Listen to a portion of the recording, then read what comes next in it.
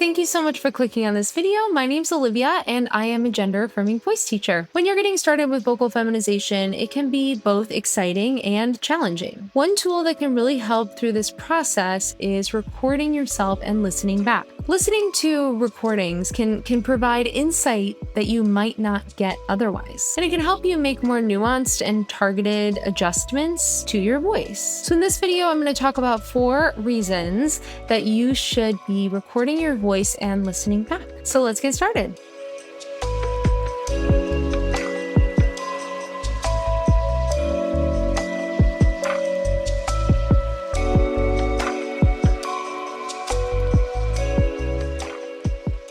So the first reason to record your voice is to build some self-awareness of your voice and to be an objective listener. When we speak, because of how the sound travels through our skull and our ears, we are not hearing our voices the same way that they're being heard by others. So when you record and listen to that recording, you're able to hear your voice in a different way, in a way that others might perceive your voice as well. So this can be really helpful in listening to your voice objectively and being able to pick apart the littler things in your voice. So recording and listening back and being okay with that process is easier said than done. Listening to your voice might be really painful for you, or it might be really hard for you to be objective. So this might take some time to get used to this idea, and it might not be something that you're able to do right at the start of your vocal feminization journey. This might be something that you ease into, and that is totally okay. One thing that can be helpful is when you are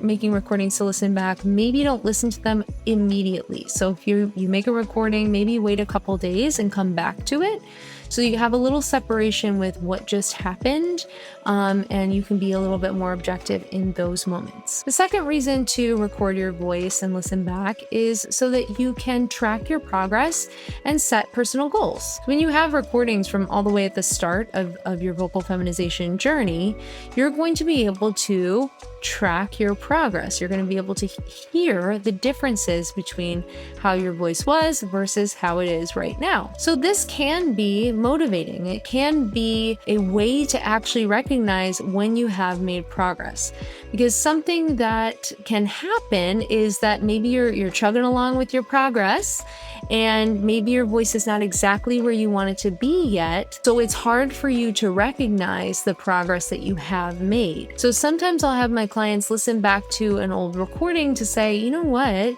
Do you listen to the difference there? So we do hear a really different voice. It might not be what you perceive as perfect yet, but think of all that, you can hear all that progress that you've already made. So again, easier said than done. It can take time to get comfortable with this. So if you're not comfortable, you can just take some recordings at the beginning and forget about them for a while until maybe you're feeling more comfortable. You can continue to take recordings, but not listen until you're more comfortable down the line. So you could create kind of a recording schedule for yourself. So every Sunday afternoon, you do a recording. Maybe that's just of you reading a passage. Maybe it's you having a conversation or just talking to yourself, talking about what you did that weekend or something like that. But some way to, keep yourself accountable to say, okay, every week I'm going to do this so that I can really hear that progress. And remember to celebrate those differences that you do hear and the progress that you make. Even if you don't feel like you're crossing the finish line, make sure that you acknowledge when you have made progress. The third reason to record yourself and listen back is to listen for pitch and resonance. So resonance is arguably the most important foundation in vocal feminization.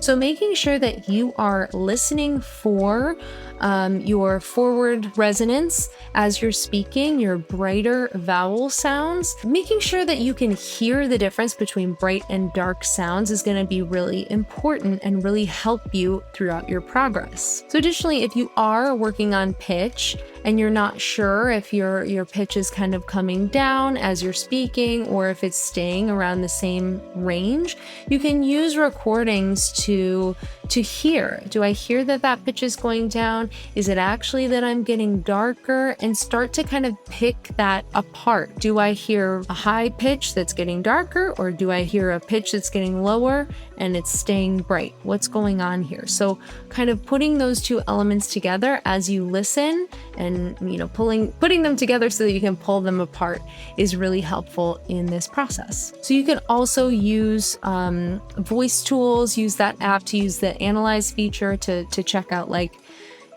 oh, my pitch did stay on average in the same place. So yes, it must be that darkness that I'm hearing, that resonance piece. So that can be a tool to help you with that listening back. And the final reason to record and listen back is to listen for intonation or inflection and your general speech patterns. Inflection is something that you might not be totally aware of, how much movement you're getting in your pitch as you're speaking.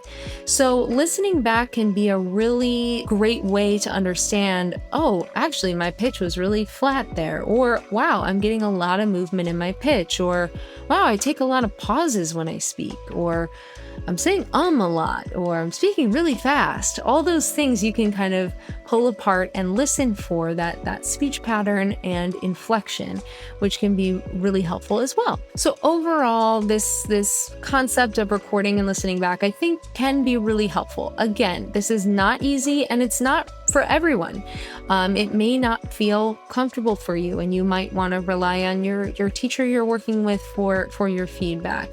And that might be the best thing for you. But if you do feel comfortable, this can be a really great way to kind of learn how to be your own teacher, to pull some of these things apart and be objective about your own voice so that you can continue to progress without needing that feedback from someone else. So keep it up. Make sure you keep your recordings regular so that you can track your progress, and make sure that you are celebrating and giving yourself credit when you do make progress. And remember, just practicing every day, that is progress. So even if you don't even hear anything different in the recordings, if you are getting into it and practicing every day, that is a huge accomplishment. So you should celebrate that as well. So I hope this was helpful, and I hope you can use recording to help you move yourself closer to your authentic voice. And remember that if you're interested in taking a lesson, you can go to the link in the description and sign up for a consultation with me. I also have group classes, and coming up soon, I will have a self-study e-course. So make sure you take a look down in that link in my description if you're interested in any of that stuff. And thank you so much for watching, and I will see you in the next video.